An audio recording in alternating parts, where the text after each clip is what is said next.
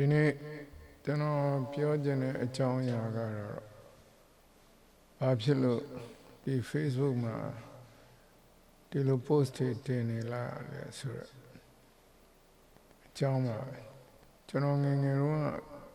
မှတ်မိသလောက်ပြောရရင်9တန်း10တန်း9တန်း10တန်းအဲ့ဒီလောက်ကဖြစ်တယ်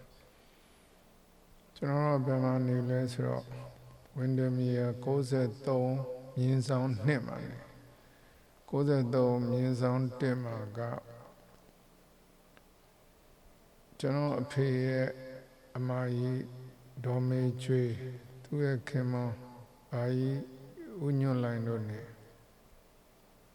ဒီ93မြင်းဆောင်3မှာကအဖေရဲ့ကိုဥဖေသက်ဘုံကြီးဟောင်းဖေသက်နေအဲ့ဒီနေ့ကျွန်တော်ချန်စီယိုနားမှာကျွန်တော်ဘာကြီးဦးညွန့်လိုင်းကိုတွေ့တော့ဘာကြီးနေကောင်းလားလို့မေးတော့ဘာကြီးကဘယ်လိုပြန်ဖြေလဲဆိုတော့အော်ဒီတဲ့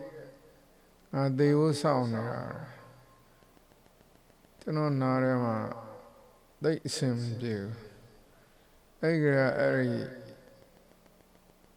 သေရာကိုဒီတိုင်းစောင့်နေတာမကောင်းဆိုရက်အတိအဝင်လာနောက်တစ်ယောက်အကြောင်းပြောအဲ့ဒါဘာကြီးဖေသက်ကျွန်တော်1989ခု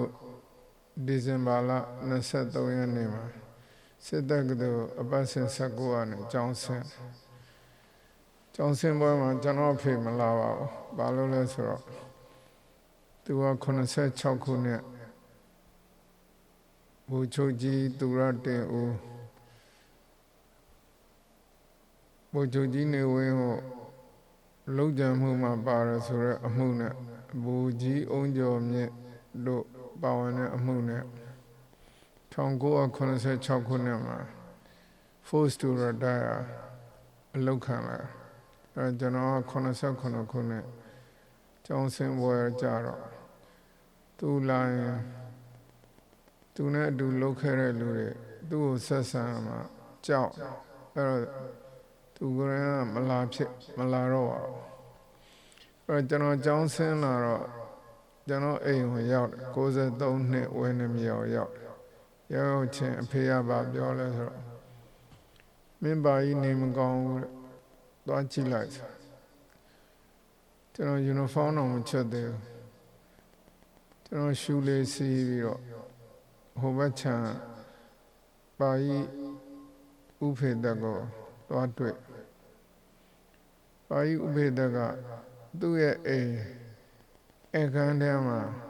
ကျမ်းပြင်ပေါ်မှာအိပ်အခင်းနဲ့ချတာကျွန်တော်လုံးဝဒီလိုအခြေအနေမျိုးကိုမျှော်လင့်မထားအထဲရောက်တော့မှသူကအတော်နေမကောင်းဖြစ်နေတယ်ဆိုတော့သိရတယ်သူကဘာဖြစ်နေလဲဆိုတော့အသည်းကင်ဆာဖြစ်ဘာကြီးကဖောင်းအဲ့သူ့ကိုတွေ့တော့အတော်ကိုစိတ်မကောင်းဖြစ်သွားတယ်အဲ့ဒါနဲ့ဘာကြီးကျွန်တော်ကျောင်းဆင်းလာပြီနှုတ်ဆက်တော့အဲ့တော့တိုင်းပြည်အတွက်ကောင်းအောင်လို့ဘာညာဆိုပြီးဆုံးမပြီးတော့တခွန်းပြောတာကျွန်တော်ခုတည်းတည်းမှတ်ပြီဟောဒီငါသိခြင်းပြီသိခြင်းမှာပေါ့အသက်ကင်ဆာဗိုက်ကြီးကဖောင်းပြီးတော့အကြီးကျယ်ကိုနာကျင်ကြိုက်ခဲခံစားနေရမှာဆိုတဲ့သူ့ကိုကြည့်ပြီးတော့ကျွန်တော်အတော်ကိုစိတ်မကောင်းအဲ့အပြင်ပြန်ထွက်လာတော့ဖနစီဖို့ချန်ဝါဒီအိမ်ဝါမှာထိုင်ပြီးတော့ရှူလေးစီးအဲ့ဒီမှာဘယ်သူကလာထိုင်လဲဆိုတော့ဒေါက်တာအောင်ထွန်းသက်ကလာထိုင်တော့ကိုအောင်ထွန်းသက်ကိုကျွန်တော်အကိုဝမ်းကွယ်ပေါ့ပြောလိုက်အကိုလို့ကျွန်တော်အတော်ကိုစိတ်မကောင်းဘူးလို့အဲ့ဒါတွေ့မျောမမျောလင့်တာပဲ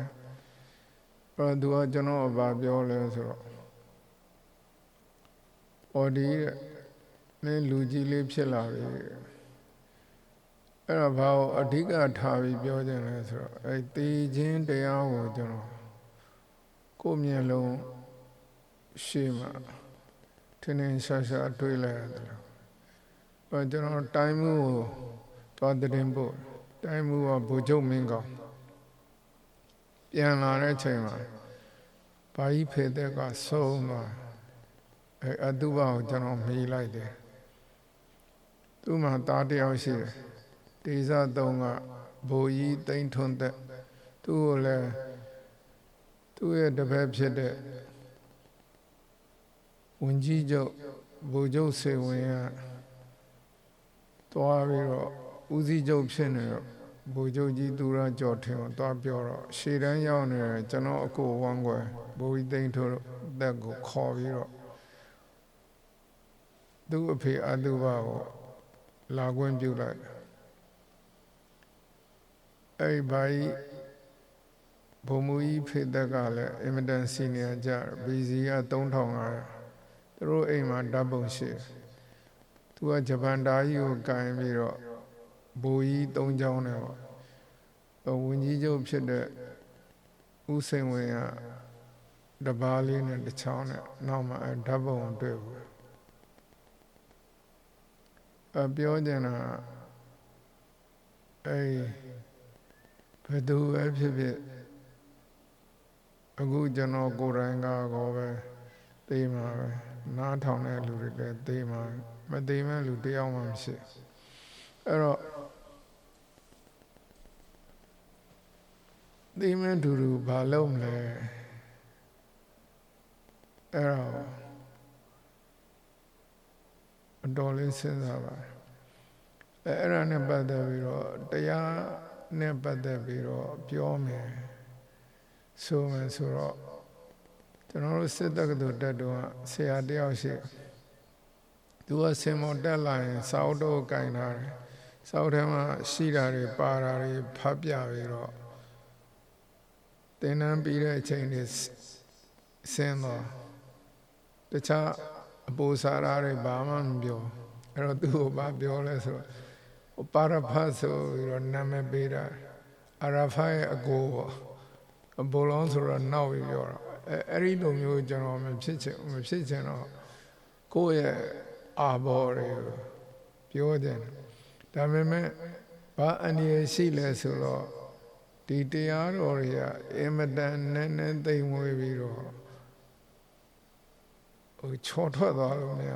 ချော်ထွက်သွားရင်အတ္တမဖြစ်သွားကိုယ်တရားငါတရားပြောလို့မရအဲ့ဒါကြောင့်အဲ့ဒါတွေနဲ့ပတ်သက်ပြီးတော့ရှင်သုတ်တန်တွေဖတ်တာကောင်းတယ်ဆိုပြီးတော့အဲ့တော့ကျွန်တော်လည်းပါရာတွေဖတ်တယ်လို့ဘာလို့ဆိုပါရာဖတ်တာ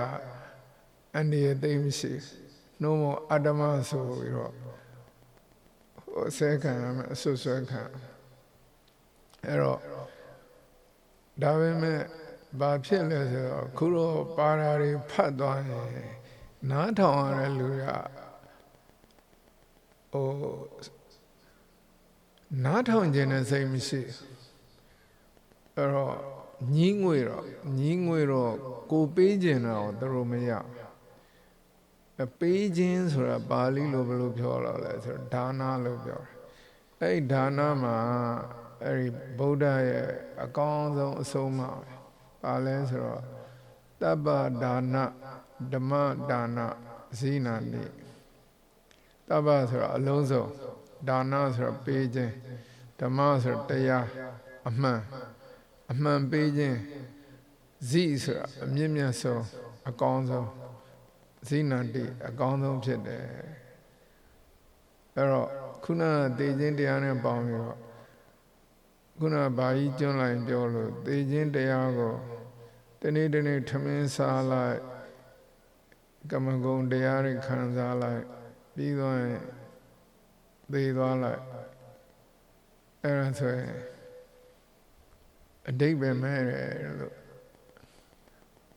ကျွန်တော်ယူဆလို့ကျွန်တော်တတ်နိုင်တယ်ကျွန်တော်သိတာ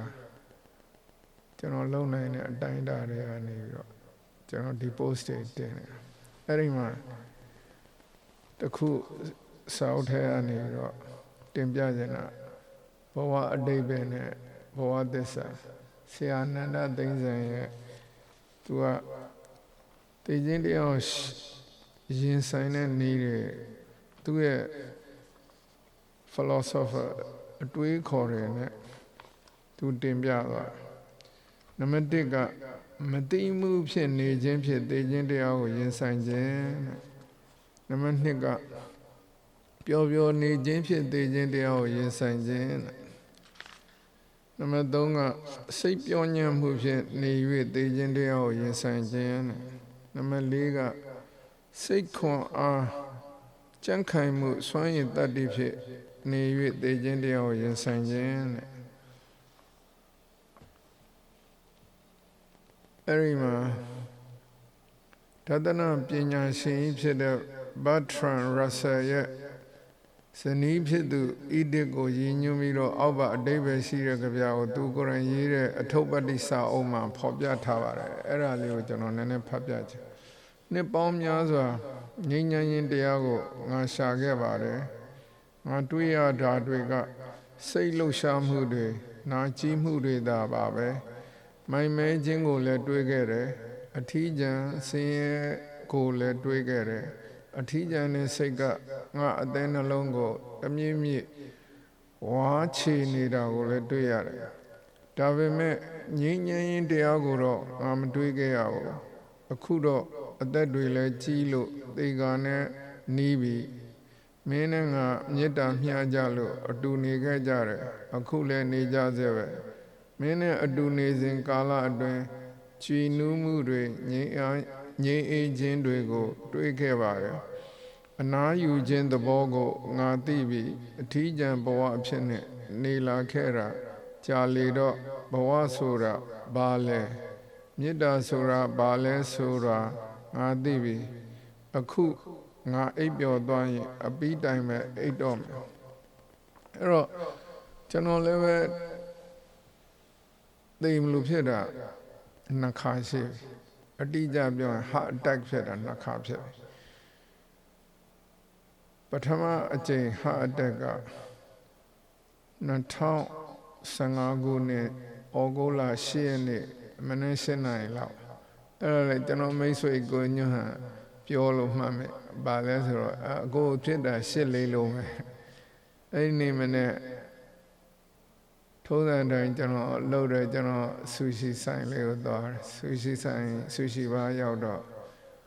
ကော်ဖီသွားတော့ကော်ဖီတောက်ပြီးပြန်ထားတော့ချွေးတွေထွက်လာနောက်ပြီးတော့လူက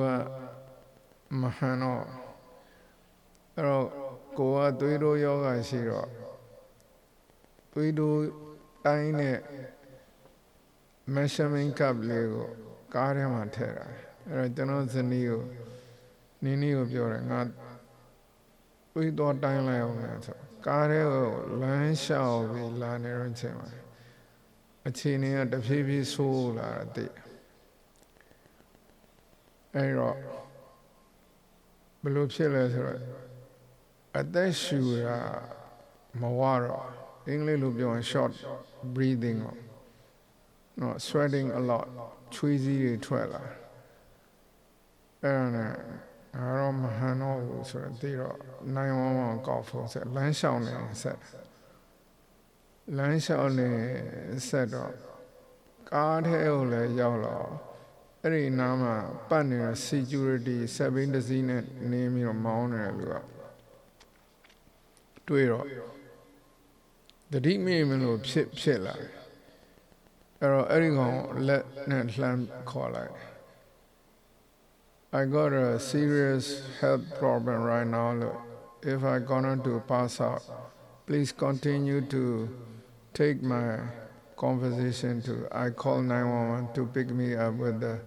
ambulance. Ambulance 911ကိုဆက်ခေါ်ဘလောက်မှမကြောက်9မိနစ်လောက်ပထမဆုံးရဲတစ်စီးရောက်လာရဲတစ်စီးရောက်လာပြီးတော့ရဲကကျွန်တော်စီလာပြီးတော့အဲ့ဒီရဲကိုလည်းကောင်းမှတ်မယ်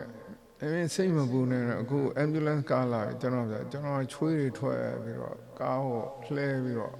အေးပတ်ချလဲနေရင်ပတ်ပေါ်မှာအလေးဖိထားတယ်ဥပမာပေးရဆင်ကြီးတကောင်တက်ထိုင်နေတယ်လို့ အဲ့ဒီချိန်မှာ ambulance ချက်ချင်းရောက်ချလာတိတ်မကြောက်10မိနစ်လောက်အဲ့ဒီလမ်းလျှောက်ပြီးတော့ဖုန်းဆက်လိုက်တာအဲ့ဒါနဲ့သူတို့လိုအပ်တာချက်ချင်းတိုင်းပြီးတော့သူတို့ချက်ချင်းသတင်းပို့ဖြစ်တဲ့နေ့ကစနေနေ့ဆိုတော့အဲ့ဒီနောက်မှသိရအဲ့ဒီခွဲစိတ်ကူတဲ့ဆရာဝန်တို့ဘာတော့သူတို့ jogging လုပ်နေတယ်အဲ့ဒီသူဖုန်းဆက်လိုက်တော့မှအဲ့ဒီကနေပြန်လာပြီးတော့ကျွန်တော်လှုပ်ပေးဖို့လာတယ်လို့ပြောသူတို့ကအဲ့ဒီကျွန်တော်လှုပ်ပေးတာကိုအသေးစိတ်အချိန်နဲ့မှတ်ထားတယ်ဘယ်2မိနစ်မှဆေးရုံရောက်တယ်ဘယ်မှာတော့လက်တွန်းလဲနဲ့တွန်းတယ်ဘာလှုပ်တယ်ညာလှုပ်တယ်9မိနစ်ကြာတယ်ဘာလို့ဆိုတော့ဒီ heart attack ဖြစ်ရင်အချိန်ကအသက်ကြတာမြန်လေးဒီလုံနိုင်လေအသက်ရှင်ဖို့အခွင့်အလမ်းပုံများလေဆိုတော့သူတို့ခွဲခန်းထဲကိုထည့်ပြီးတော့ကျွန်တော်ဆေးတွေထိုးပြီးကြည့်လိုက်တော့နှလုံးက100%ပိတ်နေတော့အဲ့ဒီကောင် angioplasty လို့ခေါ်တယ်အဲ့ဒီကောင်ဘောလုံးထည့်ပြီးတော့ဖွင့်လိုက်ပြီးတော့ပွင့်လာတဲ့အချိန်မှာအဲ့ဒီထဲကို stand ထပ်ထည့်နှချောင်းထည့်အဲ့ဒီမှာပြောအောင်အဲ့ဒီကြားမှာ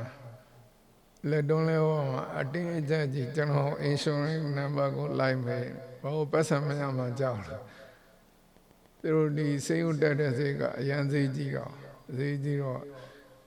ဟိုမှာတေးမလို့ဖြစ်နေတယ်ကျွန်တော်စိတ်ကူဖို့အရင်မစင်စားဘူးသူတို့ပတ်စံဖြတ်နိုင်အောင် insurance number မှာပါလို့ရှိရင်ကုန်ကြစရိတ်ကို claim လုပ်နိုင်မှာဆိုတော့အတင်းအကျပ်ကြီးလိုက်မယ်အဲ့တော့ကောင်းကျွန်တော်မှတ်မိအဲ့ဒီဘောလုံးလေးထည့်ပြီးတော့ဖွင့်လိုက်တဲ့အချိန်မှာလူကဒီမှာကြက်ညံ့နေတဲ့အချိန်မှာပွင့်သွားအဲ့ဒီဟာလည်းကျွန်တော်ခံစားမိတယ်အဲ့တော့ထည့်ပြီးတော့မှကျွန်တော်ဖုန်းဆက်လိုက်နီရေငါစိတ်ဝင်ရောက်နေနှလုံးဟိုအဖြစ်နေ तू မသိသေးဘူးအဲ့မှာသူစီလေးလို့ခေါင်းအဲ့ဒီအချိန်မှာကျွန်တော်သမီးကိုဖုန်းဆက်လိုက်အဲ့တော့ပြီးသွားပြီအကုန်လုံးပြီးမှဖုန်းဆက်အဲ့သမီးကနေတော့လိမ်မြန်စီ तू ကအခုကျွန်တော်အနေနဲ့ Dallas နာမှာရောက်ပြီးတော့ तू ကချက်ချင်းလည်းလာရှာပါတယ်အဲ့ဒီနေ့ဆေးရုံတက်ပြီကျွန်တော်မသိဘူးပေါ့လေဆေးရုံအမြန်လည်းရောက်တာပါအဲ့တော့ခုနကဘာပြောခြင်းလဲဆိုတော့ကျွန်တော်သတိပဋ္ဌာန်နဲ့ပတ်သက်လို့လုံးနေတာအတော်ကြာတယ်သတိပဋ္ဌာန်သူကသိအောင်လုပ်တာအခြေအနေအမျိုးဘာပဲဖြစ်သိအောင်လုပ်တဲ့အဓိကရွယ်ချက်ပဲအဲဒီသတိပဋ္ဌာန်ကိုဘယ်ရလဲဆိုတော့ကျွန်တော်ဘာဖလိုမှာရောက်တော့အမှန်တိုင်းပြောရင်ဟိုကလည်းမရတယ် status ကလည်းရှောက်ထားစေပဲနောက်ပြီးတော့ပတ်စံနဲ့အကျွေးတွေရှိသေးတယ်အမေရိကန်လာအကျွေးတွေတပိုးကြီးနေလာနောက်ပြီးတော့ဝင်ငွေရလည်းမသေးကြအကုန်လုံးကဒုက္ခပင်လည်းဝင်နေတဲ့အချိန်တော့အဲ့တော့ငါတို့ဖေကူမှရမှာဆိုတော့ဇနီးဖြစ်တဲ့နင်းကိုတရားဆောင်တွေပို့ပေးပါလို့မှားလိုက်တဲ့အခါ तू ကဘာပို့ပေးလဲဆိုတော့ဘုံမှုမြတ်တန်းဆန်ရဲ့စာအုပ်ကိုပို့ပေးဘုံမှုမြတ်တန်းဆန်စာအုပ်ထဲမှာပါလဲဆိုတော့ဆရာတော်ဥဇောတိကရဲ့တရားခွေတွေကပါတဲ့အကြောင်းအရာလေးတွေကိုကုတ်လုပ်ထားတာအဲ့ဒါလေးဖတ်ပြီးကြိုက်တော့နင်းကိုဆရာတော်ဥဇောတိကစာအုပ်တွေရှိတဲ့အကုန်ပို့ပေးပါဆိုသူကလည်းပို့ပေးစားပို့ပြီးတော့အဲ့ဒီမှာစဖတ်ပြတော့သူကတတိပဋ္ဌာန်ဆိုတာအဲ့ဒီမှာကျွန်တော်စကြဘူးလားတတိပဋ္ဌာန်ဆိုရက်ဗုဒ္ဓရဲ့အဆုံးအမစပြောအဲ့ဒါကိုလုပ်ကြည့်မယ်ဖေကူတော့ဘယ်အနေစားလဲဆိုတော့ ဆင်းရဲလျှောက်တာတွေလျှောက်တယ်အဲ့တော့သူကအမြဲတမ်းသိခိုင်းတယ်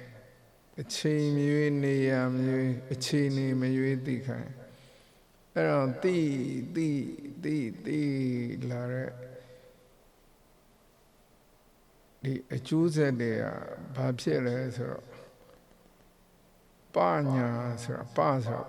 ပိုင်းခြားသိတာညာဆိုတာသိတာဘယ်လိုပိုင်းခြားလဲဆိုတော့အစရယ်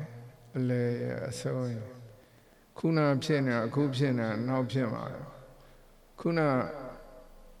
ဒီကြက်နေတာရင်ဘတ်ကြီးကတင်းနေတာအသက်ရှူတာမဝအပေါ်ဆင်တကောင်ကြီးတက်ထိုင်လာသိတာအဲ့ဒါထင်ရှားသိအဲ့မမေ့ခင်မှာလိုအပ်တဲ့ဟာတွေလိုအပ်တဲ့အတိုင်းလုံးနိုင်တဲ့အခါကျတော့ကျွန်တော်အသက်ရှင်လာအဲ့တော့ပြောချင်တာအဲ့ဒီတတိပဋ္ဌာန်ဆိုတဲ့ဗုဒ္ဓရဲ့အဆုံးမှာကျွန်တော်အသက်ကိုကဲသွားတယ်လို့ကျွန်တော်ပြောချင်ပါတယ်အဲ့တော့အဲ့ဒီအချိန်မှာဘာကောင်းလဲဆိုတော့သမရအိုဘာမာကသမရဖြစ်လာသမရအိုဘာမာသမရမဖြစ်ခင်ကျမ်းမာရေးအာမခံဖြစ်တဲ့ insurance ပေါ့ကျွန်တော်ရှောက်လို့ရှိရင်မရဘာလို့လဲဆိုတော့သွေးတိုးရှိရယ်စီးကြိုရှိ precondition ခေါ်တယ် insurance company ကပုဂ္ဂလိကကုမ္ပဏီဖြစ်တဲ့အတွက်သူ့ရဲ့အဓိကရည်ရွယ်ချက်ကပတ်စံအမြတ်ရဖို့တည်ထောင်ထားတဲ့ကုမ္ပဏီပရဟိတကုမ္ပဏီပေါ့အဲ့တော့သူရှောက်တိုင်းညင်းတာကျွန်တော်လူမျိုးသူလက်ခံသူရှုံးပါအဲ့တော့အိုဘားမားဘာဥပဒေထုတ်လဲဆိုတော့ precondition ရှိတဲ့ကျမ်းမာရေးအခြေအနေငကိုယောဂရှိတဲ့လူတွေရှောက်ရင်လည်းမငင်းပယ်ရဘူးဆိုတော့ force by force ဥပဒေကိုထုတ်တယ်အဲ့ဒါကြောင့်နောက်တစ်ခုကဒီ premium ခေါ်တဲ့ကျမ်းမာရေးလစဉ်ကြီးပေးရမပေးနိုင်တဲ့လူဝင်ငွေနေတဲ့လူအစိုးရထောက်ပံ့အဲ့ဒီအချိန်မှာကျွန်တော်အဲ့ဒီ Obama Care လို့ခေါ်တဲ့ကျမ်းမာရေးအာမခံရသွားတော့ကျွန်တော်အဲ့ဒီဆေးရုံတက်တဲ့အချိန်မှာအဲ့ဒီကျမ်းမာရေးကအထောက်ကူပြုသွားတယ်3ရက်ဆေးရုံတက်တယ်ဒေါ်လာ3သိန်းကျတယ်ဒါပေမဲ့100% မပေးဘူးအဲ့တော့ကျွန်တော်ကဒေါ်လာ1000ပေးရအဲ့တော့လေ installment နဲ့တဖြည်းဖြည်းဆက်တော့နောက်ပိုင်းကြည့်သွားပါတယ်ပေးပြီးပါပြီအဲ့တော့ကံကောင်းတယ်လို့ပြောချင်တော့အဲ့တော့ကျွန်တော်ဆေးရုံတက်နေတော့ထည့်ပြီးတာနဲ့နောက်တနေ့ဆရာဝန်လာကြည့်တော့ဆရာဝန်ကျွန်တော်ခုနဆေးရုံတရက်ကြာတယ်လို့taxi ကားစီးတယ်လို့မီတာတက်မှန်သိတယ်အဲ့တော့ငါဆေးကိုဆင်းလို့ရရင်ဒီနေ့ပဲဆင်းကျင်တယ်အဲ့ကျွန်တော်စူတာပေါ့မင်းကိုမင်းပါထင်နေလဲ you got a heavy heart attack အဲ့တော့မင်းပြင်းထန်တဲ့ heart attack ရတာတဲ့အဲ့မင်းသိနိုင်တယ်ဆိုအဲ့မင်းဒီတိုင်းအခုဆင်းလို့မရဘူးနောက်တရက်ထပ်တယ်နောက်တရက်ထိုင်တော့ကျွန်တော်ထပ်ပြောနောက်တရက်ကျတော့ဆေးကိုဆင်းခွင့်ပဲ3ရက်ကိုဒေါ်လာ3သိန်းချoperation ဘိုးတွေကပိုကြီးပါဒုတိယကျင်က2023ခုနှစ်ဧပြီလမှာဖြစ်အဲ့ဒီမတိုင်ခင်မှာကျွန်တော်ရင်ဘတ်အောင်နေတော့နှလုံးအထူးကုဆရာဝန်သွားပြောတော့သူက stress test လုပ်တာ stress test ကဘယ်လိုလုပ်လဲဆိုတော့ဒီဆေးတစ်မျိုးကိုသွေးကြောထဲထိုးထားအဲ့ဆေးကဓာတ်ရောင်ခြည်ထွက်တာပါ nuclear ဓာတ်ထွက်ပြီးတော့အထဲကသွေးကြောရဲ့ပိတ်နေတဲ့နေရာမှာပိတ်တဲ့အကြောင်းကိုဓာတ်ပုံရိုက်ယူလို့ရအောင်သူကရောင်ခြည်တွေထုတ်တယ် သူကအတွင်းကနေအပြင်ကိုပြန်ထုတ်တာအဲ့ဒါကိုဓာတ်ပုံရိုက်ပြီးတော့ဘယ်နေရာမှာသွေးကြောပိတ်တယ်ဆိုကြည့်တာပေါ့နောက်တစ်ခုကသွေးကြောထဲကိုဆေးထည့်ပြီးတော့ပင်မအောင်လှုပ်လိုက်တော့ stress ပေါ့အဲ့ပင်မတော့ဘယ်လောက်ခံနိုင်လဲဆိုတော့သူကြည့်တာအဲ့ဒါလှုပ်ပြီးတော့နောက်2ရက်ကြာတော့ကျွန်တော်အဲ့ဒီမှာဒုတိယအကြိမ် heart attack ရတာမရခင်လေးနဲ့ကျွန်တော်မျက်ဖြတ်လိုက်တယ်မျက်ဖြတ်လိုက်တော့အမျိုးသမီးကဘေးမှာရှင်နေနေလို့အဲ့တော့တိတ်မဟန်ထင်တယ်လာဆေးကိုသွားအောင်ဆိုတော့ကိုယ့်အကူကားမောင်းပြီးသွားလိုက်ဆေးကိုရောက်တော့ကောင်းအောင်ဒေါင်းတယ်ငါ chest pain ရတယ်ကိုယ့်အကူသိနေအဲ့သူတို့ကောက်ဆန်လိုက်တာနဲ့မင်း heart attack ဖြစ်နေတယ်အဲ့ဒီမှာကျွန်တော်လက်မှတ်ထိုးပဲဘာထိုးရလဲဆိုတော့အခုဆေးထိုးပေးမယ်တဲ့ဆေးကအရန်ပြင်းနေတယ်အဲ့ခုပိတ်နေတဲ့သွေးကြောပွင့်သွားဆေးထိုးပေးတာဒါပေမဲ့အဲ့ဆေးကပြင်းတဲ့အတွက်တခြားနေရာတွေလည်းပွင့်သွားနိုင်တယ်ပွင့်သွားရင်သွေးတွေထွက်ပြီးသွေးတွေယိုပြီးတော့သေနိုင်တယ်ဥပမာအုံနောက်နေရာမှာပွင့်သွားတယ်အုံနောက်သွေးထွက်လို့သေမယ်ကြောက်ကနေရာမှာပွင့်သွားရင်ကြောက်ကပြက်ပြီးသေမယ်အဲ့လိုဖြစ်ခဲ့ရင်မင်းငါတို့ဆေးရုံတရားမဆွဲဘူးဆိုလက်မှတ်ထိုးပေးပါဆိုကျွန်တော်လက်မှတ်ထိုးပေးလိုက်ထူးတော့ဆိုကျွန်တော်ထိုးပေးလိုက်ထိုးပေးလိုက်တော့အဲ့ဆေးထိုးအဲ့ဆေးထိုးပြီးတော့အဲ့ဆေးနဲ့မပြီးဘူးအဲ့တော့ဟယ်လီကော်ပတာမှာပြီးတော့ဟယ်လီကော်ပတာနဲ့အဲ့ဒီနေရာမှာနှလုံးနဲ့ပတ်သက်တဲ့ကိရိယာတွေမရှိဘူးခုန stand ထဲတာတော့ဘာလို့ကြည်တာတော့ဆေးရုံလေးကတော်ဆေးရုံဆိုတော့သေးသေးလေးအမိုင်50 60လောက်ဝယ်တိုက်လာမြို့ဟယ်လီကော်ပတာနဲ့ပို့ပဲအဲ့ဒါနဲ့ကျွန်တော်လည်းဟယ်လီကော်ပတာစီးသွားအဲ့ဒီမှာပါလာတဲ့နီနီကိုကငါခေါ်သွားလို့ရမလားလို့ပိုက်လို့ကိုမေးတော့သူကပိုက်လို့ကိုမေးကြည့်ဦးမယ်ဆိုပိုက်လို့ကိုသွားမေးကြည့်တော့ပိုက်လို့ကတခြားသူနာပြုတယောက်ကိုချပြီးတော့နီနီကိုခေါ်လာတယ်ကျွန်တော်ရဲ့နီနီရဲ့ပိုက်လို့ရဲ့3ယောက်မောင်းပြီးတော့သွား3ယောက်ဟိုရောက်တော့ချက်ချင်းခွဲကန်နဲ့ထည့်ပြီးတော့ stand ထည့် stand on နှစ်ခုထည့်ပြီးတော့နောက်ထပ်လည်းပိတ်နေသေးတယ်တဲ့နောက်ထပ်ဟိုဟာတွေနှစ်ချောင်းသုံးချောင်းထည့်အောင်တနင်္လာနေ့ကျတော့သူကျွန်တော်စီ stand ထည့်တဲ့ဆရာကလာတွေ့သူက generally ပြောသွားတယ်ဘာပြောသွားလဲဆိုတော့ most patients don't like to have open heart surgery အဲ့တော့ကျွန်တော်က oh I agree ဆိုပြီးတော့ follow လိုက်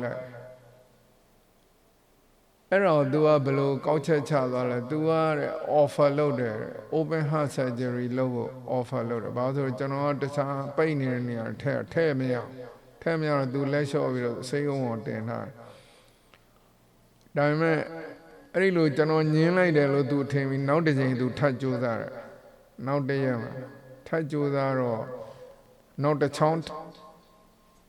ထပ်ဝင်သွားဒါပေမဲ့နောက်တစ်ချောင်းက98%လောက်ပိတ်သေးတယ်မင်းအခုခဏထည့်လို့မကောင်းဘူးဆေးကိုအဲ့ဒီဆေး stand ထက်ကနေဆေးတစ်မျိုးထည့်ရတယ်အဲ့ဒီဆေးတွေကလူတွေအန်တယ်ရှိတယ်အဲ့ဒါကြောင့်အဲ့ဒီဆေးတွေအပြင်ထွက်သွားအောင်နောက်ထပ်2ပတ်လောက်စောက်ပြီးပြန်လာတယ်ပြန်လာပြီးတော့နောက်ထပ်ပိတ်နေတာကိုထပ်ပြီးမယ်အနောက်2ပတ်လောက်မှာနောက်တစ်ချောင်းသွားထက်အလုံးဒုတိယအကြိမ်မှာ4ခုထပ်ထက်ပထမဟာအတိုင်းနဲ့နောက်တစ်ခုက4ခုအလုံး6ခုဖြစ်လာ6ခုရတော့တော်တော်များနေစတဲ့အဲ့ဒါနောက်တစ်ခါရင်ဘက်ကအောက်လာပြန်ရင်ဘက်အောက်လာတော့အဲ့နှလုံးအထူးကိုထပ်သွားပြတော့ stress test လုပ်မယ်ထုံးစံအတိုင်းပဲ तू ကအဲ့ဒီ nucleic stress test ဆိုပြီးတော့ထပ်လုပ်အဲ့တော့ကျွန်တော်အရင်က heart attack ဖြစ်တဲ့အခြေအနေကိုပြောပြတာအရင်တစ်ခါတော့ nucleic heart test လုပ်ပြီး2ရက်အကြာမှာ heart attack ထပ်ဖြစ်တယ်ဒီခါမှာ physical stress test လုပ်ပေးပါလို့ကျွန်တော်ကတောင်းဆိုတယ်အဲ့ဒါသူက agree ဖြစ်ပြီးတော့ဟို track မေးဖို့မှာပြေးတဲ့ stress test လုပ်အဲ့ဒါလုပ်ပြီးတော့အဲ့ဒီမှာပေါ်တယ်တဲ့မင်းတကြောင်ထပ်ပိတ်နေတယ်မင်းကိုထပ်ထက်မယ်အဲ့ကျွန်တော်ကမေးတယ်မင်းအခုထည့်ရ6ခုရှိနောက်ထပ်ဘယ်နှခုထပ်ထည့်အောင်လဲအမင်းနဲ့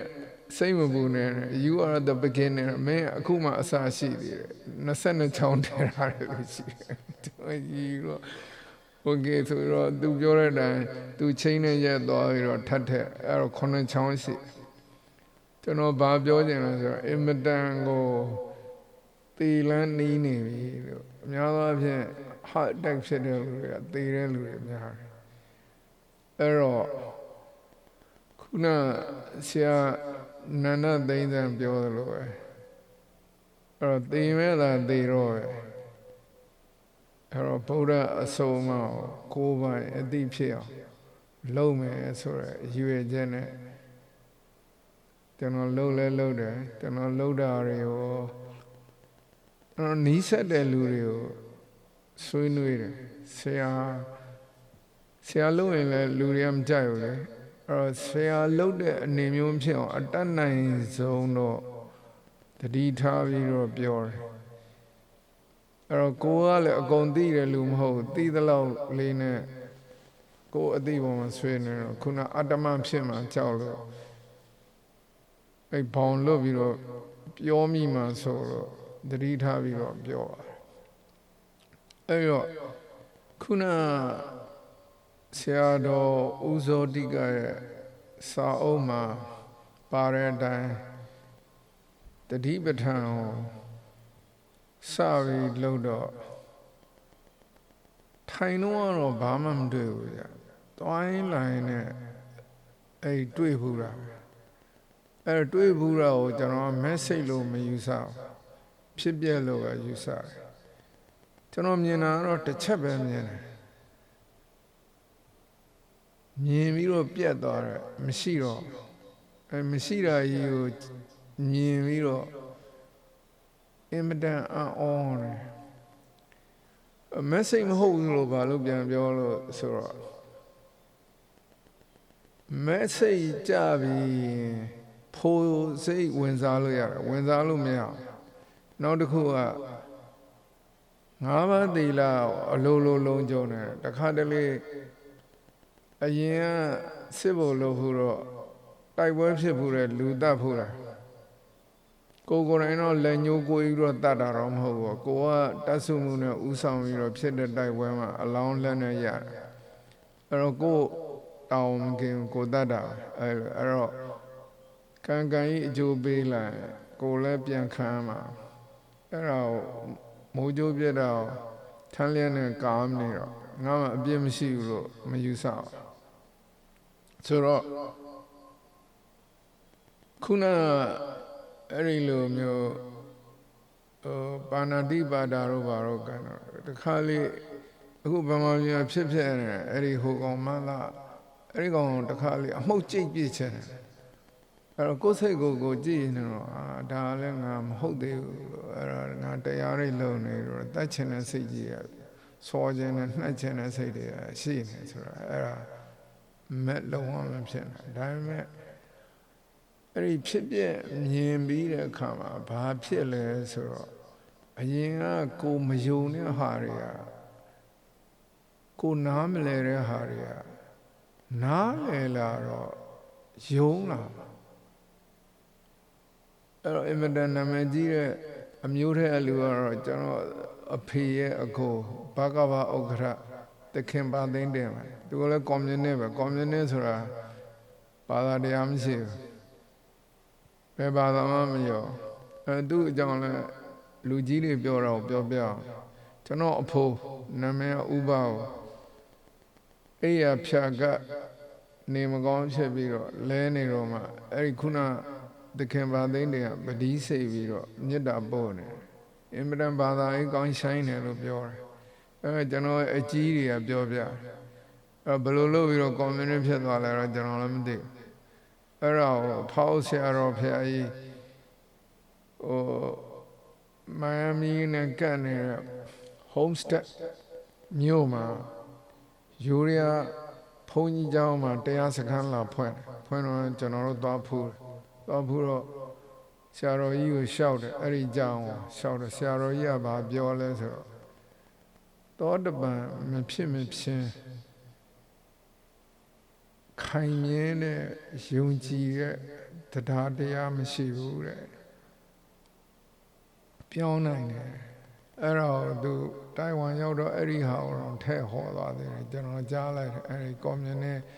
ဥက္ကရာခင်ပါသေးတဲ့အရင်တော့ဗုဒ္ဓဘာသာကိုအရင်ယုံကြည်ပတိတွေစိတ်မေတ္တာတွေပို့တယ်ပို့အခုတော့ဘာကဘာဥက္ကဋ္ဌတော်ဖြစ်သွားတယ်အဲ့ဒီလိုပြောင်းတယ်ခုနပြောတဲ့ဖြစ်ပြနဲ့မဲ့နဲ့မတူဒါပေမဲ့ဖြစ်ပြကလည်းအထင်သေးလို့မရဘာဖြစ်လို့လဲဆိုတော့ဓမ္မပဋ္ဌာန်းမှာပါဓမ္မပဋ္ဌာန်းမှာဗုဒ္ဓဘယ်လိုဆုံးမလဲဆိုတော့ဖြစ်ပြတစ်ချက်မြင်ပြီးတော့တရက်အသက်ရှင်တဲ့လူကတဲ့ဖြစ်ပြမမြင်မဲနဲ့အသက်တရာအသက်ရှင်တဲ့လူထက်ညက်တယ်အဲ့တော့ကိုက message ဖြစ်တယ်ဖြစ်တယ်သူ့လို့ကိုအလုပ်ကသိအောင်လုပ်နေအသိရင်နဲ့အကြောင်းကျိုးကြိုက်သွားရင်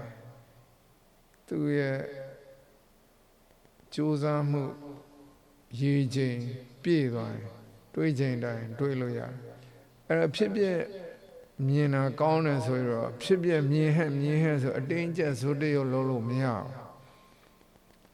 ဘူးဝိပဿနာဆိုတာဖန်တီးယူလို့မရဘူးလှုပ်ယူလို့မရဘူး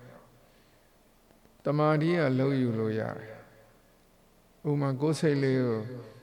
အာယုံတစ်ခုထဲမှာကြာလေးနေဆိုလေ့ကျင့်ပြီးတော့ train ပြီးတော့ထားလို့ရတယ်ထွက်သွားရင်လည်းပြန်ခေါ်အဲ့ဒီနေရာလေးတက်အဲ့တော့အဲ့တမာတိရှိလာရင်ပေါ်လာတဲ့အာယုံတိုင်းကိုဖြန့်ကြည့်လိုက်ရင်အချိန်အနေကောင်းရင်အဲ့ပရမတ္ထတရားလို့ခေါ်တဲ့ဖြစ်ပျက်ကိုမြင်နိုင်တယ်မြင်လို့ရှိရင်ဘာကောင်းလဲဆိုတော့ခုနကကျွန်တော်ပြောတဲ့နားမလဲတဲ့ဟာဥမာပိဋကသုံးပုံဖတ်တယ်ဘာကြီးပြောနေရလဲခန္ဓာ၅ပါးဘာကြီးလဲသိဘူးသွားဒီကောင်တော့ခေါင်းနေတရားကြောင့်ကြီးပဲပြောနေဆိုတော့အဲ့ဒါမျိုးတွေပျောက်သွားတယ်ကိုယ်ပြောလဲခန္ဓာရင်ရှိပြဿနာမရှိဘူးဘာတန်ဖို့ရှိလဲဆိုတော့သိတယ်အဲ့ဒီမှာကျွန်တော်အထူးတလဲကြိုက်တယ်လဲဆိုတော့ဘုရားအလျောင်းလျာရဲ့မပေါက်မပြက်မဖောက်တဲ့အကျင့်တရားကမလိမ်တာပဲတန်တဲ့သီလတရားတွေကိုကျင့်တရားတွေအကုန်ပေါက်ပြက်တယ်အဲ့ဒါကြောင့်လဲငရဲကိုတွားသေးတယ်ဆိုပြီးစာမဖတ်ဘူးနောက်ပါဠိရောတော့ကောင်းတယ်ဗုဒ္ဓsky နဲ့မှာလွှင့်နေဦးဆန်းလင်းရဲ့အထဲမှာပါလဲဆိုတော့အပြည့်အကြည့်ဆုံးကပြင်ဆင်နန္ဒီယကံ၅ပါးအဲ့၅ပါးထဲမှာအပြည့်အကြည့်ဆုံးကတန်ခဗေဒကံအဲ့တန်ခဗေဒကံလည်းဘယ်သူတွေပဲဖောက်ဖျက်လို့ရလဲဆိုတော့တန်ခါတွေပဲဖောက်ဖျက်လို့ရတယ်ဘလို့ဖောက်ဖျက်လဲဆိုတော့သူကတန်ခါကိုတင်းကွဲအောင်လုပ်ခဲ့တဲ့ကံအဲ့တန်ခါခင်းကွဲအောင်လုပ်ဖို့ကသူကအမှားတွေပြောပြီးတော့ခွဲရအဲ့တော့အမှားပြောခြင်းမှုသာဝါဒအဖြစ်အကြီးဆုံးပဲဆိုတာထည့်ပြောတာအဲကျွန်တော်သိတော့ကြအဲ့တော့ကျွန်တော်ကဘာရည်ရွယ်ချက်နဲ့အဲ့ဒါကိုလုပ်လဲဆိုတော့မုဒ္ဒဝါဒကိုမပြောဘဲနဲ့ပြင်းထန်ကျင့်အမှန်တရားကိုသိနိုင်တဲ့အကျိုးရမယ်ဆိုတာကိုယုံကြည်တော့ကျွန်တော်ခုနကိုယ့်ရဲ့စာဝန်တွေအတွက်စီးပွားရေးဘာလုပ်လဲဆိုတော့ဆူရှီလုပ်တယ်ဆ ဆူရှီလုပ်တဲ့လူကျွန်တော်တို့ဆိုကြတာမဟုတ်ကျွန်တော်မေးကြည့်မတရားအင်မတန်ထိုင်တဲ့လူတွေရောအကုန်လုံး 100% ဘယ်သူမှဒီ loxy လို့ခေါ်တဲ့စာအုပ်မှာကိုလှုပ်တော့ကိုမရေအကုန်လုံးလိမ်ပြီးရေးတယ်မလှုပ်တဲ့ဟာတွေအကုန်လုံးတဲ့ဘာလို့ဆိုတော့ပင်မန်းတာဟောပင်မန်းတော့အကုန်ကြော်ခွာရတော့တကယ်မလှုပ်ရင်လည်းရေးလေးနဲ့ဟိုမှာလှုပ်တယ်အဲ့တော့ဘာရေးရလဲ pH ဆို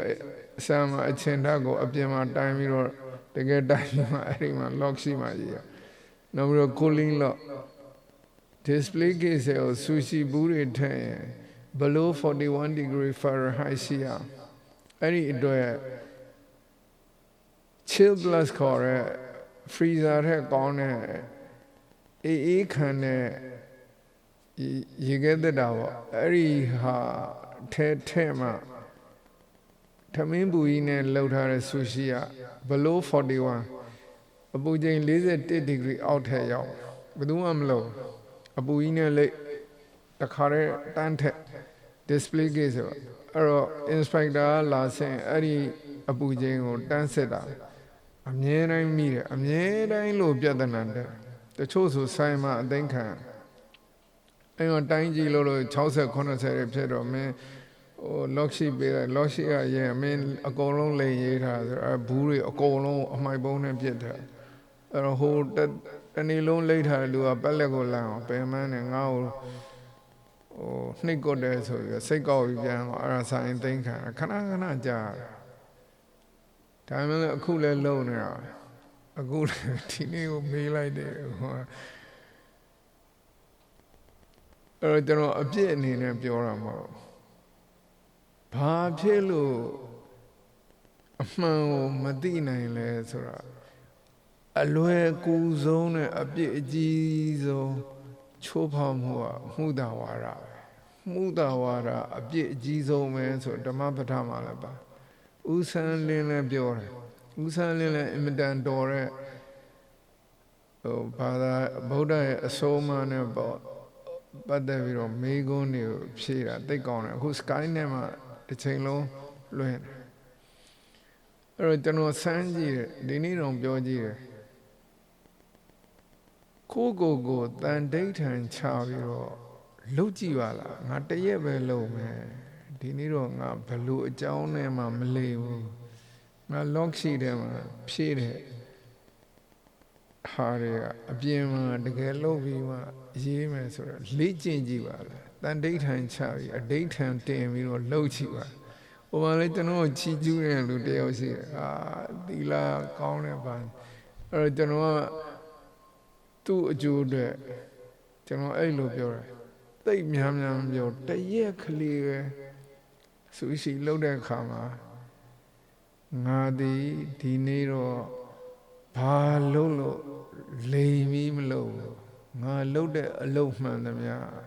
အမှန်တိုင်းပဲဖြစ်မယ်အမှန်တိုင်းပဲပြောမယ်အမှန်တိုင်းပဲ lock ရှိမှရေးရင်အမှန်တိုင်းပဲရေးမယ်အပြင်မှာတကယ်လုံးမှတကယ်ရေးမယ်နောက်မလာတော့ကျွန်တော်စီလဲဖုန်းပြောအဲ့တော့ဘာဖြစ်လို့အမှန်ကိုလူတွေမသိကြလဲဘာဖြစ်လို့ဘုရားရဲ့အဆုံးအမရဲ့တန်ဖိုးမထားလဲဆိုအဲ့မှာအဖြစ်ပေါ်တာကိုယ့်ကိုပြန်ပြီးသိစားကြည့်ဒီမလိမ်ဘူးဆိုတဲ့အကျင့်တရားဒီအမှန်ကိုသိမဲ့အကျိုးတရားပေးမယ်ဆိုတဲ့စိတ်နဲ့စေတနာနဲ့လုပ်ကြည့်လိုက်ထူးကြပါအဲ့ဒါကြောင့်လို့ကျွန်တော်ခုနကိုလည်းပဲဆူရှီလောက်လာတဲ့လောကသားဆူရှီသမားတွေကိုအပြစ်တင်ခြင်းနဲ့စိတ်နဲ့ပြောတာမဟုတ်ခုနအမှန်သိတာလောက်တန်ဖိုးရှိတာဘာမှမရှိအဲ့ဒီတန်ဖိုးကိုနားလဲလို့အဲ့ဒီတန်ဖိုးရှိတဲ့အရာကိုရခြင်းအမှန်ပြောမှရမယ်အမှန်လုံးမှရမယ်အမှန်တွေးမှရမယ်အဲ့တော့ လူတွေကပေါ်ဆဆပဲသဘောထားပတ်စံရရင်လိန်လိုက်တယ်တခုခုရရင်လိန်လိုက်တယ်သက်သာရင်လိန်လိုက်တယ်အဲ့တော့ဒါကြီးကနော်ဖြစ်နေတော့အမှန်ပြောရင်သူကအထဲမှာခန္ဓာမရှိတဲ့အတွက်အဲ့ဒီဟာရကိုရှိတ်ဖြစ်ပြီးပြန်ထွက်သွားချော်ထွက်သွားအမှန်မသိနိုင်အမှန်သိတာတန်ဖို့ရှိဆုံးအဲ့တော့ဆူရှိဆိုပြီးတော့လည်းပြောပြအောင်ဆူရှိကပတ်စံတော်တော်ရတယ်ကျွန်တော်လည်းပဲအမေရိကရောက်တော့သူများတွေအထင်ကြီးတဲ့အလုပ်တွေစမ်းပြီးတော့စူးစမ်းကြည့်ပါသေးတယ်ဥပမာစစ်တပ်ကတော်ကတတိယနှစ်မှာ choice of arm ခေါ်တဲ့ရေဓာတ်တို့လေဓာတ်တို့ခေါ်တယ်ကျွန်တော်ကလေဓာတ်ကိုရှောက်ချင်တယ်ဒါပေမဲ့မျက်လုံးကတစ်ဖက်က2020မဟုတ်မှကိုယ့်အကိုသိရတဲ့အတွက်လေဓာတ်ကိုမရှောက်အဲ့စက်ကရိယာတွေသုံးတဲ့ရေဓာတ်ကိုရှောက်အဲ့ဒီအချိန်မှာကျွန်တော်အဖေကရေကြီးအိုင်ထဲမှာဘိုးကြီးအုံကျော်မြအမှုနဲ့အစွဲခံတာကျွန်တော်ကံကောင်းလို့အစွဲမခံအဲ့လာစစ်တဲ့လူတွေသူ့တငယ်ချင်းသူ့တန်းတစ်ပတ်စင်တဲ့ဘိုလ်ချုပ်တင်ထွန်းဘိုလ်ချုပ်ချစ်လိုက်ဘိုလ်ချုပ်စောဖရူအဲ့၃ယောက်လုံးနဲ့သူနဲ့ခင်မခင်အကုန်လုံးနဲ့တည်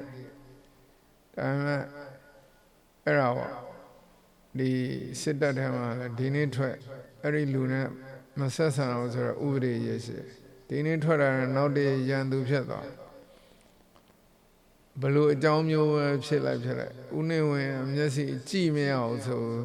အဲ့ဒီပုဂ္ဂိုလ်ကညောင်းတော့သူရတင်ဦးကြီးဘိုလ်ချုပ်ကြီးသူရတင်ဦးအင်မတန်သူ့ကိုသားလို့ချစ်တယ်လေသူ့ကိုလည်းဆော်ပြတာနောက်ဆုံးသူ့ကိုပွေ့ချီပြီးတော့ရှွန့်ပေမှဆိုလို့တဲ့ဟိုမျက်မှန်တင်ဦးလမ်းပါကြီးသူ့လည်းအပြတ်ဆော်တာအာနာရှင်ရဲ့တရုပ်ပဲသူပြောတဲ့ကောင်းတာလေးတစ်ခုပြောလိုက်အောင်ဦးချစ်လိုက်ကပြောတယ်တဲ့ငါသာဝိပဿနာလုပ်ခဲ့ရင်အာနာမသိခဲ့ဘူးတဲ့အဲ့ဒါတွေနောက်ကျတယ်အခုလဲမဟာလာဒီတိုင်းဟိုသူကြောက်တုံးကြီးကိုစောက်ပြီးတော့သာသနာပြုပြီးရှောက်ပြောတယ်အဲ့ဒီကြောက်တုံးကြီးကိုအုပ်ပုံကြီးကဘာမှမလုပ်ပဲအဲ့ဗုဒ္ဓအဆုံးမတလုံးတစ်ကြောင်းကိုခိုးပိုင်းအတိဖြစ်သွားရင်အဲ့ဒီဟာအကျိုးပေးမယ်ဒီအုပ်ပုံကြီးကြောက်ပုံကြီးကတော့ဗုဒ္ဓကိုကိုးစားပြုထားတဲ့အရာတွေပေါ့အလံအလေးပြုနေသလိုပေါ့ဗျာအလံကြီးကအဝတ်ပဲနိုင်ငံတော်မှမဟုတ်ပဲနိုင်ငံတော်ကိုးစားပြုထားတဲ့အတွက်သူ့ကိုလေးစားရတာအဲ့သူ့ကိုမလေးမစားလုပ်လို့ရှိရင်နိုင်ငံတော်မလေးစားလုပ်တယ်ဆိုပြီးတော့တချို့နိုင်ငံတွေမှာအရေးယူဒီလိုပဲဒီအုပ်ပုံကြီးကြောက်ပုံကြီးကိုမလေးမစားစိတ်နဲ့ဗုဒ္ဓကိုမလေးမစားလုံးနဲ့စိတ်လုပ်ရင်တော့အဲ့ဒီစိတ်ကအကျိုးပေးတယ်ဒီအုပ်ပုံကြီးကဘာမှမဖြစ်ဘူးဒီကြောက်ပုံကြီးကလည်းဘာမှမလုပ်ပေးနိုင်အသက်တော်ထင်ရှားရှိတဲ့ဗုဒ္ဓကိုယ်တိုင်ဝက်ကလေးကိုပြောတယ်မင်းဒီငါအပုတ်ကောင်ကြီးကိုမင်းလိုက်ပြီးတော့ကြိုက်နေလို့မင်းတို့ဘာမှအကျိုးမရှိဘူးငါပြောထားတဲ့ဓမ္မတရားတွေကိုမင်းကိုယ်တိုင်သိအောင်လုပ်အဲ့ဒီကြိုက်ရင်ငါဘာလဲဆိုတာမင်းသိလိမ့်မယ်ဓမ္မကိုသိရင်ဗုဒ္ဓကိုသိမယ်ဗုဒ္ဓကိုသိရင်ဓမ္မကိုသိမယ်ဗုဒ္ဓကိုမြင်ဓမ္မကိုမြင်မယ်ဓမ္မကိုမြင်ဗုဒ္ဓကိုမြင်မယ်လို့ဝက်ကလေးကိုပြောအင်မတန်အဖိုးတန်တဲ့စကားပဲအဲ့တော့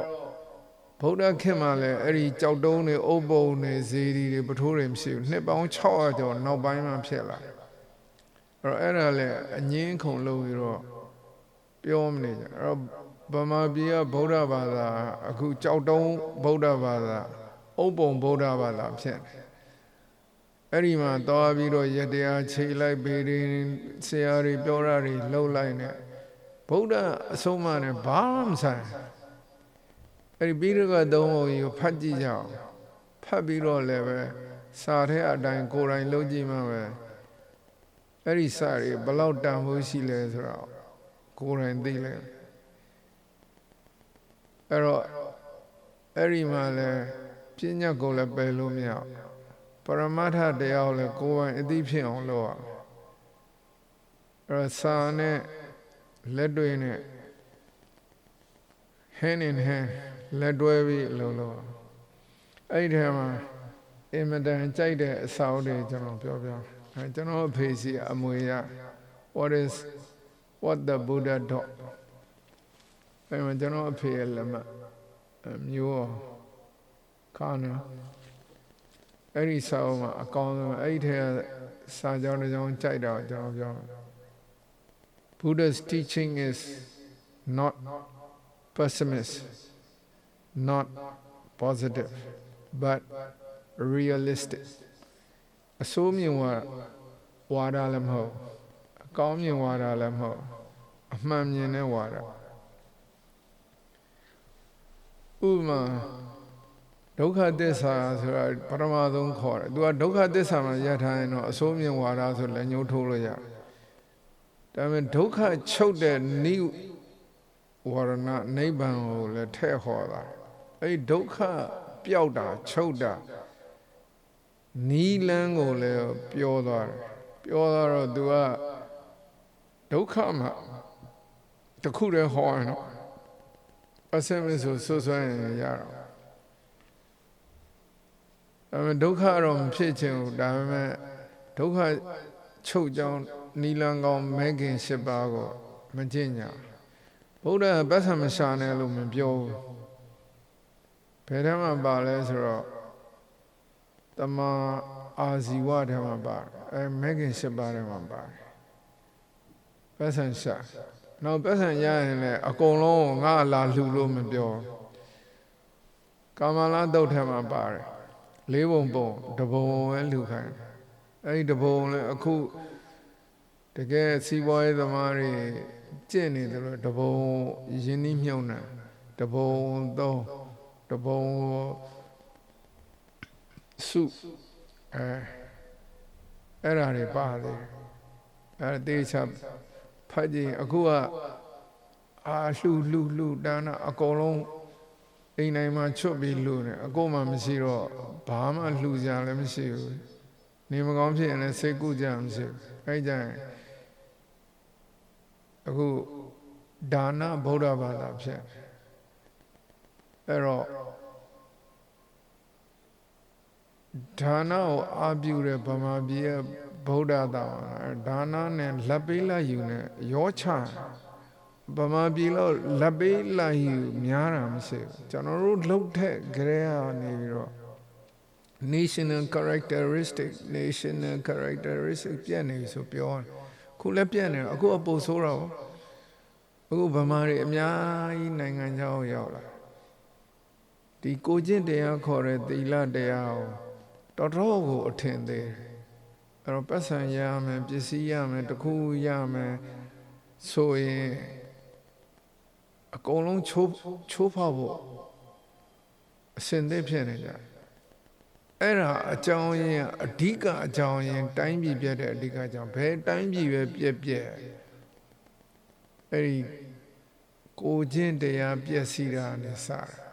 အဲ့လက်ပေးလက်ယူဟာနဲ့စတာလက်ပေးလက်ယူဟာ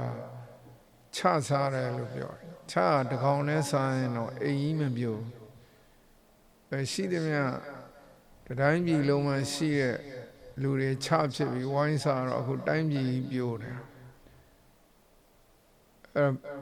မှန်ပြောတဲ့လူလည်းဘေးရောက်ပြီးတော့အကုန်ဟိုအဖြစ်တာအဲ့တော့ဘုရားရဲ့အဆုံးအမတချို့ကအထင်မြင်သေးပြောဥပမာဂျပန်မှာသီလမရှိဘူးဒါပေမဲ့ဘယ်သူမှအကျင့်မပြတ်ဘူးမလုပ်ဘူးအဲ့ဒီလိုဗုဒ္ဓရဲ့အဆုံးအမကိုသီလကို derogatory အဆင့်နှိပ်ပြီးပြောတာအမှန်မှန်ကဗုဒ္ဓကပ္ပသဘာဝဓမ္မအမှန်တရားကိုပြောတာမလိန်တဲ့တိုင်းပြည်မခိုးတဲ့တိုင်းပြည်ကတိုးတက်မယ်လို့ပြောတာအဲ့တော့သီလဆိုရင်နာမတက်ပေးတာအဲ့တော့သီလမရှိဘူးပြောလို့မရဘူး မလိန်တဲ့တိုင်းပြည်ဆိုကြတဲ့ကဗုဒ္ဓအစိုးမမရှိမဲ့ဓမ္မတရားကြီးရှိနေမလိန်ခြင်းကဓမ္မပဲမခိုးခြင်းကဓမ္မပဲမလက်ပတ်ခြင်းကဓမ္မပဲအဲ့ဒါသဘာဝတရားကြီးဗုဒ္ဓကအဲ့ဒီအရှိတရားဓမ္မကြီးကိုဆွဲထုတ်ပြီးတော့အမှန်ကိုဟောပြညွှန်ပြခဲ့ဗုဒ္ဓဟောလို့ဖြစ်လာတယ်အမှန်တရားမဟုတ်ငကိုယ်ရဲ့ရှိတယ်မလိန်တဲ့အကျိုးတွေအများကြီးလာမခိုးရင်မခိုးတဲ့အကျိုးတွေအများကြီးလာမလက်ပတ်ရင်မလက်ပတ်တဲ့အကျိုးတွေအများကြီးလာလက်ပတ်ရင်လက်ပတ်တဲ့အကျိုးတွေအများကြီးလာခိုးရင်ခိုးတဲ့အကျိုးတွေအများကြီးလာလိန်ရင်လိန်တဲ့အကျိုးတွေအများကြီးလာသူကတခါတလေချက်ချင်းအကျိုးမပေးဘူးဒါပေမဲ့အကျိုးမပေးတာတော့မပူနဲ့သူ့အချိန်တန်အကြောင်းသည့်ပြည့်စုံလိုက်အကျိုးပေးကိုပေးအဲ့တော့ကာမတက္ကတသမာဓိဋ္ဌိလို့ခေါ်တယ်သမာဓိဋ္ဌိကလည်းတိတ်တန်မှုရှိတယ်ဗျသမာဓိဋ္ဌိက5မျိုးရှိတယ်တချို့ကကာမတက္ကတသမာဓိဋ္ဌိကိုနံပါတ်1မှာထားတယ်ဒါပေမဲ့ကျွန်တော်ဖတ်တဲ့ဒီအမေရိကန်မှာရှိတဲ့ဘုန်းကြီးရဲ့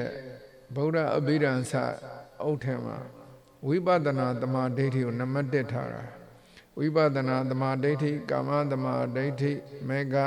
သမာဓိဋ္ဌိဖလသမာဓိဋ္ဌိပစ္စဝခဏသမာဓိဋ္ဌိ5မျိုးရှိတယ်ဝိပဿနာသမာဓိဋ္ဌိဖြစ်ပြီးမှခုနကာမတက္ကတသမာဓိဋ္ဌိဖြစ်တယ်လို့ကျွန်တော်ကထင်တယ်ယူဆအဲ့ဒီဆရာတော်ရဲ့စာအုပ်ထဲအတိုင်းပဲဘာဖြစ်လို့လဲဆိုတော့အခုလူအများကြီးပြောကြခိုးတဲ့လူတွေကြီးပွားတယ်မှန်လဲမှန်ဒါပေမဲ့သူတယောက်ပဲကြီးပွားတယ်တိုင်းပြည်ကြီးကြည့်လိုက်အစင်းရဲဆုံးတိုင်းပြည်အစုပ်ပြတ်ဆုံးတိုင်းပြည်သူကဘာလို့မစုပ်ပြလဲမကြီးပွားလဲအချိန်ကိုနည်းနည်းစောင့်ကြည့်လိုက်ဟိုစဒန်ဟူစိန်ကြီးဘာဖြစ်သွားလဲဟိုလေးပြဂရာဖိဘာဖြစ်သွားလဲအဲ့သူ့သဘောနဲ့သူဆောင်ပြီးတော့အချိန်တစ်ခုကိုစောက်ပြီးတော့ဖြစ်သွားမှာအခုလေ Trump ကိုလည်းကြည့်လိုက်အောင်ဟိုကာတာပေးတဲ့တန်လျာတော်ရှိကိုသူလက်ခံအဲ့ဒါလက်ပေးလိုက်ယူမဟုတ်လို့ပါတယ်ခေါင်းစဉ်တွေပြောင်းပြီးတော့နလက်ပလဲလောက်အဲ့ဒါတွေကလာမှာအဲ့ဒါကြောင့်မလို့ Trump ကိုအရင်တစ်ခေါက်တည်းကလည်းကျွန်တော်မထောက်ခံဘူးအခုလည်းမထောက်ခံဘူးအမြဲတမ်းပြောနေအမြဲ Trump ကိုထောက်ခံတဲ့လူတွေကဘာဖြစ်လို့ထောက်ခံလဲဆိုတရုတ်ကိုဆော်လို့ဆိုတရုတ်ကိုဆော်သည်ဖြစ်စေမဆော်သည်ဖြစ်စေသူ့ရဲ့ကိုကျင့်တရားကိုလုံးဝမကြည့်နံပါတ်1အရေးကြီးဆုံးကိုကျင့်တရားပဲလူတွေကိုချိလိုက်အရင်ဆုံးကြည့်ရမှာကိုကျင့်တရားတော်တဲ့လူနဲ့ကောင်းတဲ့လူကကောင်းတဲ့လူကိုဦးစားပေးရတော်တဲ့လူကိုဒုတိယနေရာမှာထားတော်တော်ကောင်းတော့နှစ်ယောက်လုံးရှိရင်တော့ကောင်းတော့လာမယ်ကြားမယ်သူ့ကိုလည်းစောင့်ကြည့်ကျွန်တော်အများကြီးပြောတာအဲ့တော့မင်းရောပါလဲဆိုမင်းလည်းပဲမလင်းအောင်အကြီးကျယ်ကျွန်တော်ကြိုးစားပါတယ်တမတ်တင်းပြီးကြိုးစားပါတယ်တမတ်ပြတ်ချင်ပြတ်သွားပါစေဘာအကျိုးရှိလဲဆိုတော့အခုအဘိဓမ္မာပဲဖတ်သုတ်တံပဲဖတ်ဝီနီးပဲဖတ်အရင်သဘောမပေါက်တာလေအခုသဘောပေါက်တယ်အဲ့ဒီအကျိုးကအဲ့ဒီအာယုံယူလိုက်တဲ့အချိန်မှာအကျိုးပေးနေတော့ကိုယ့်ဟာကိုယ်သိတယ်အဲ့တော့အဲ့ဒါကိုငါတတ်တယ်မင်းတို့မတတ်ဘူးဆိုပြီးတော့လက်ညှိုးထိုးပြီးတော့အပြစ်တင်နေတဲ့စိတ်နဲ့ပြောတာပါကျွန်တော်ကိုယ်တိုင်လည်းပုံမှန်လည်းပြောအရင်တော့မိစ္ဆာဒိဋ္ဌိပဲအဲ့တော့အခုသိမလို့လည်းခဏခဏဖြစ်နေအဲ့တော့သိမှလည်းပဲခုနလိုသိအောင်လုပ်ပြီးတော့သိခြင်းတရားတွေကိုရင်ဆိုင်မယ်အဲ့တော့စာအုပ်တွေနဲ့ပတ်သက်လို့လေ့လာတာတွေကဒီဗုဒ္ဓအဘိဓမ္မာဆရာမင်းတင်မောသူကိုယ်တိုင်ကျွန်တော်လက်မှတ်ထိုးပြီးတော့ပေးခဲ့တယ်ဒီမှာကိုတန်းအောင်တို့အမှတ်တရ ကြာပြီနောက်အပြီးတော့မှစောက်ပဲဘယ်သူပြီးခဲ့လဲဆိုတော့အန်ဒီဗရမယခင်လေးစားချစ်ခင်ပါတော့ကိုတောင်းတို့မွေးနေ့ဓမ္မလက်ဆောင်အခုနောက်ဆုံးကိုလိုက်တာတော့မယမင်းရဲ့ဆရာတော်ဘုရားကြီးနိဗ္ဗာန်ရရန်တတိပဋ္ဌာန်အဲ့မှာသူပထမအဆုံးရေးထားတဲ့နေရာကိုကျွန်တော်ဖတ်ပြနိဗ္ဗာန်ရရန်တတိပဋ္ဌာန်နမောတတ္တဗုဒ္ဓဝါတောအရဟတောသမ္မာသမ္ဗုဒ္ဓဘုန်းကြီးယခုသုတ်တနာပိဋကအပါဝင်ဒီကနိကေသုံးမဟာဝါယပါဠိတော်မှာလာတဲ့မဟာတတိပဋ္ဌာနာသုတ်တန်ကြီးကိုဟောကြားပေးမယ်လို့နှလုံးသွင်းထားပါတယ်ဒါလည်းပဲကျောင်းတကာဆွမ်းတကာပိဋကသုံးပုံတကာကြီးဖြစ်တဲ့ဥတန်းအောင်ရဲ့တောင်းပန်မှုကိုအကြောင်းပြုပြီးစာပေတွေကြီးဖြစ်ဟောဖြစ်တာဖြစ်လို့ဥတန်းအောင်ကိုအကျေးဇူးအထူးကြီးတင်ပါတယ်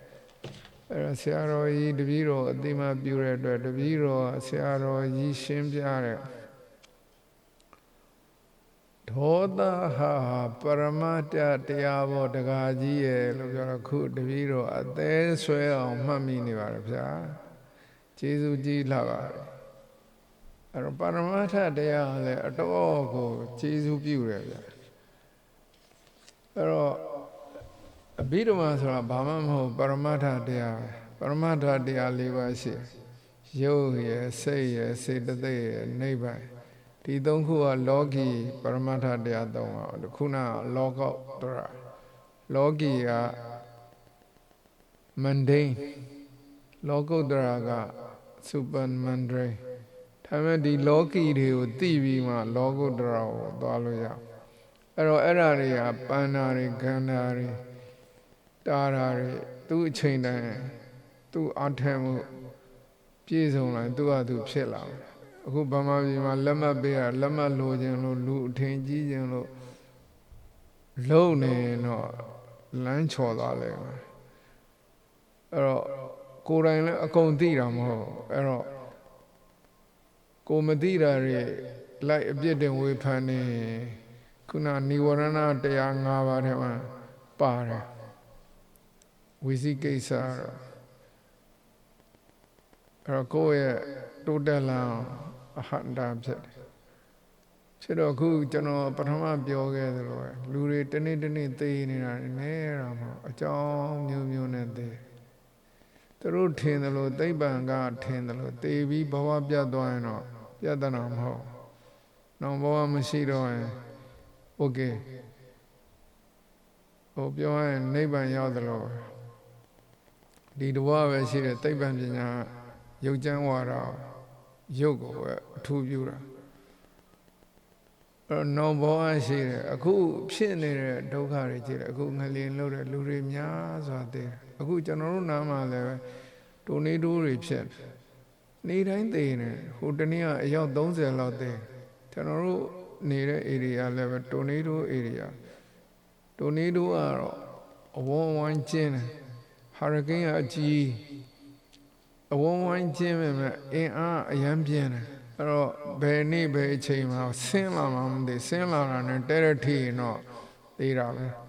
ရှောင်းကြည့်မရအောင်ဟာရီကိန်းကအဝေးကြီးတယ်သိတယ်တိုနေတိုးကမိုးရွာမိုးအုံဝုန်းဆိုပြီးတော့ဆင်းချမသိဘူးအဲ့တော့ဥပိ္ပစေရကံဥပိ္ပစေရကံပါမပါလည်းမသိဘူး